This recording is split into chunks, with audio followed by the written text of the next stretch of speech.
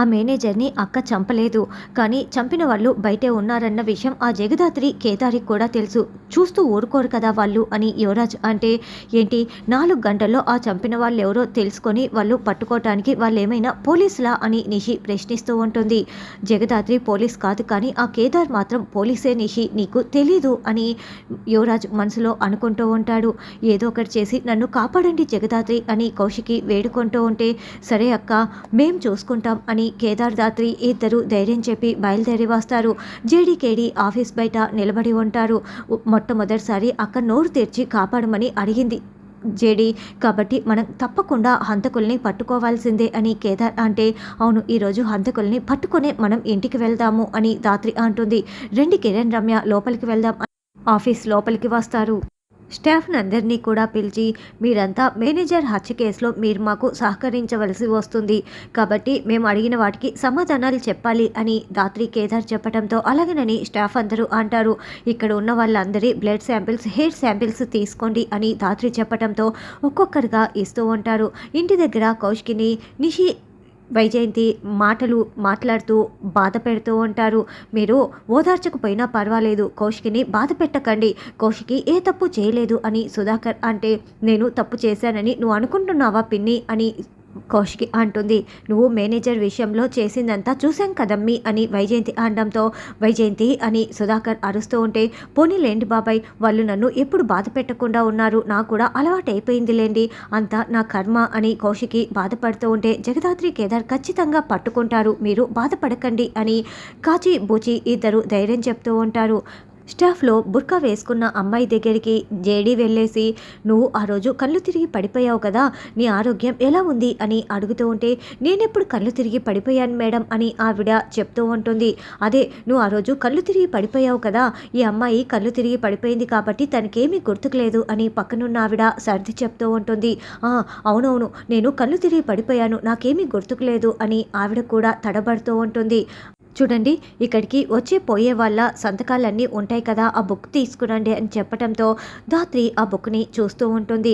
అందులో నీ సంతకం లేదేంటి, మీరా అన్న నీ నేమ్ ఉండాలి కదా అని బుర్కా వేసుకున్న అమ్మాయిని జేడీ ప్రశ్నిస్తూ ఉంటే, మేడం ఆ రోజు నేను సైన్ చేయటం మర్చిపోయాను మేడం అని మీరా చెప్తుంది. సరే నీతో కొంచెం పర్సనల్గా మాట్లాడాలి, నా క్యాబిన్లోకి రా అని జేడీకేడి ఆవిడ్ని క్యాబిన్లోకి తీసుకువెళ్తారు. మేడం అక్కడ అంతమంది ఉంటే నన్ను మాత్రమే ఎందుకు మేడం ఇక్కడికి తీసుకువచ్చారు, నేను ఏ తప్పు చేయలేదు మేడం అని ఆ అమ్మాయి బతిమలాడుతూ ఉంటుంది. చూడు, నిన్ను ఇంట్రాగేషన్ కోసం తీసుకురాలేదు, జస్ట్ మాట్లాడడానికే తీసుకువచ్చాను, నువ్వు కళ్ళు తిరిగి పడిపోయావు కదా, మరి నిన్ను ఏ హాస్పిటల్లో జాయిన్ చేశారు అని దాత్రి అడగటంతో, మేడం నేను కళ్ళు తిరిగి పడిపోయాను కదా, నాకు ఏమీ గుర్తుకు లేదు మేడం అని ఆవిడ చెప్తుంది. అదేంటి నీకు అలా గుర్తుకు లేకుండా ఉండటం ఏంటి అని దాత్రి అడుగుతూ ఉంటే, అప్పుడే కేడి రమ్యకి ఫోన్ కాల్ చేసి లైన్లో ఉండి ఈ మాటలన్నీ వినిపిస్తూ ఉంటాడు. మేడం నిజంగా నాకు గుర్తుకు లేదు మేడం, అంటే నాకు చిన్నప్పటి నుంచి కొన్ని హెల్త్ ఇష్యూస్ ఉన్నాయి, అప్పుడప్పుడు ఇలా కళ్ళు తిరిగి పడిపోతూ ఉంటాను, అప్పుడు ఎవరో ఒకరు నన్ను హాస్పిటల్లో జాయిన్ చేస్తూ ఉంటారు, అలా నేను గుర్తుకు పెట్టుకోలేదు మేడం అని మీరా చెప్తుంది. ఏంటి నీకు ఆ మాత్రం కూడా గుర్తుకు లేదా, బాగా గుర్తు తెచ్చుకో అని దాత్రి మరీ అడుగుతూ ఉంటే, అయ్యో ఈవిడ ఏది వదలట్లేదే, ఏదో ఒకటి చెప్తే సరిపోతుంది కదా, ఇప్పుడు గుర్తుకొచ్చింది మేడం అని మీరా అనడంతో, నీకు మెమరీ చాలా బాగుందే, సరే ఏ హాస్పిటల్లో చెప్పు అని జేడీ చెప్పడంతో, కేఎల్ హాస్పిటల్ అని మీరా చెప్తుంది. వెంటనే రమ్యకి ఆ హాస్పిటల్ గెటప్లో మీరు రెడీగా ఉండండి అని కేడి రమ్యకి మెసేజ్ చేస్తాడు. ఓకే సార్ అని రమ్య కూడా ఓకే చెప్తుంది. బాబాయ్ నాకేదైనా అయితే నా పిల్లలు జాగ్రత్త అని కౌశికి ఏడుస్తూ ఉంటుంది. ఈ 4 గంటల్లో అద్భుతాలు ఏమీ జరగవు, నువ్వు జైలుకు వెళ్లాల్సిందే అని నిషి, యువరాజ్, వైజయంతి కౌశికిని ఇంకా ఏడిపిస్తూ ఉంటారు. సరే ఆ రోజు హాస్పిటల్లో నీకు ఏం ట్రీట్మెంట్ చేశారు అని జేడీ అడగటంతో, నాకు గుర్తుకు లేదు మేడం అని మీరా చెప్తుంది.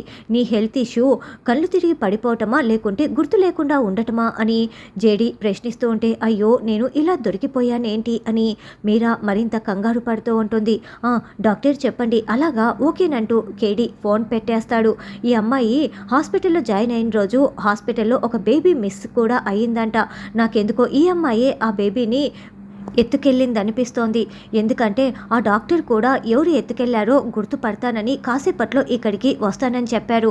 కాబట్టి ఇంకాసేపట్లో ఈ అమ్మాయో కాదో తేలిపోతుంది అని కేడీ చెప్పడంతో, అయ్యో మేడం, నాకే పాపం తెలీదు మేడం, నేను ఎవరిని ఎత్తుకెళ్ళలేదు మేడం, ఈసారి ఏదేదో మాట్లాడుతున్నారు అని మీరా చెప్తుంటే, గుమ్మడికాయలు దొంగ అంటే భుజాలు తడుముకోవడం ఎందుకు, కాసేపట్లో డాక్టర్ వస్తుంది కదా, అప్పుడు నీకే తెలుస్తుందిలే అని జేడీ చెప్తుంది. అప్పుడే రమ్య డాక్టర్ లాగా గెటప్ వేసుకొని అక్కడికి వస్తుంది. ఏంటి డాక్టర్, బేబీ మిస్ అయ్యిందని చెప్పారు కదా, ఈ అమ్మాయేనేమో ఒకసారి చూసి చెప్పండి, ఐడెంటిఫై చేస్తారు కదా అని జేడీకేడి రమ్యని అడుగుతూ ఉంటారు.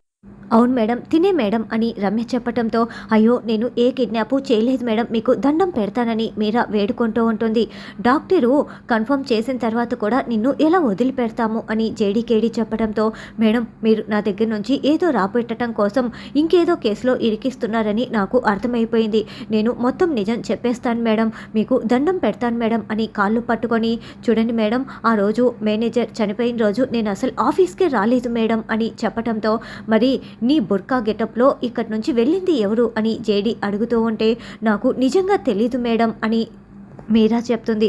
నీకు తెలియకుండా ఎలా ఉంటుంది, చెప్తావా లేదా అని కేడీ అరుస్తూ ఉంటే, అరవకులే కేడీ, ఇప్పుడు 50% ఇంట్రాగేషన్ అయిపోయింది కదా, తినని అడగడం నాకు తెలియదని తిను భయపడ్డం, ఇప్పుడు మిగతా బ్లడ్ శాంపిల్స్ అన్నీ కూడా వచ్చేస్తాయి, అప్పుడు దొంగ ఎవరో తెలిసిపోతుంది, పద తినని ఇంట్రాగేషన్ చేసింది చాలు అని జేడీ చెప్తుంది.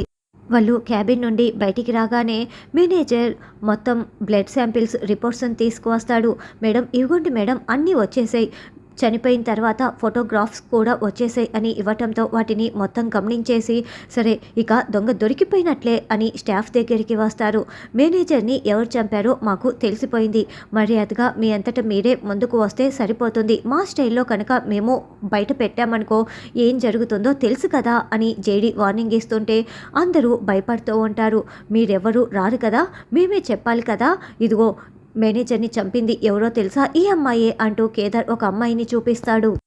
మేనేజర్ని నువ్వెందుకు చంపావు, మేనేజర్ చచ్చిపడిన చోట నీ హెయిర్ శాంపిల్ దొరికింది, అది నీదేనని తేలింది, మేనేజర్ని ఎందుకు చంపావో చెప్తావా లేదా అని దాత్రి ఆ అమ్మాయిని కొట్టబోతూ ఉంటే కేదార్ వెంటనే అడ్డుకుంటాడు. దాత్రి ఇలా చూడు, హెయిర్ ఏమో ఈ అమ్మాయిది మ్యాచ్ అయింది, ఇదిగో ఫింగర్ రింగ్ ఉందే, అదిగో అక్కడున్న అమ్మాయిది మ్యాచ్ అయింది, అంటే ఇద్దరా అని కేడీ చూపిస్తూ ఉంటాడు. ఆ రింగు పెట్టుకున్న అమ్మాయి దగ్గరికి వచ్చి, మేనేజర్ బాడీ మీద నీ రింగు ఉన్న ముద్ర పడింది, కాబట్టి మీరిద్దరూ కలిసి చంపారా చెప్పండి అని దాత్రి అడుగుతూ ఉంటే, మేడం యాక్చువల్గా ఆ రోజు ఏం జరిగిందంటే అని ఒక అమ్మాయి చెప్తూ ఉంటే, ముందు కరెక్ట్గా చెప్తారా లేదా అని దాత్రి ఉగ్రరూపం చూపిస్తూ అరుస్తూ ఉంటుంది. అప్పుడే ఇంకొక అమ్మాయి చేతికున్న బ్లూ కలర్ బ్యాంగిల్స్ని దాత్రి గమనిస్తుంది. కేదార్, ఆ రోజు మనం రూమ్ సెర్చ్ చేస్తున్నప్పుడు బ్లూ కలర్ బ్యాంగిల్స్ దొరికాయి కదా, అదిగో ఆ అమ్మాయి చేతికి ఉన్నాయి అని దాత్రి చూపిస్తూ ఉంటుంది.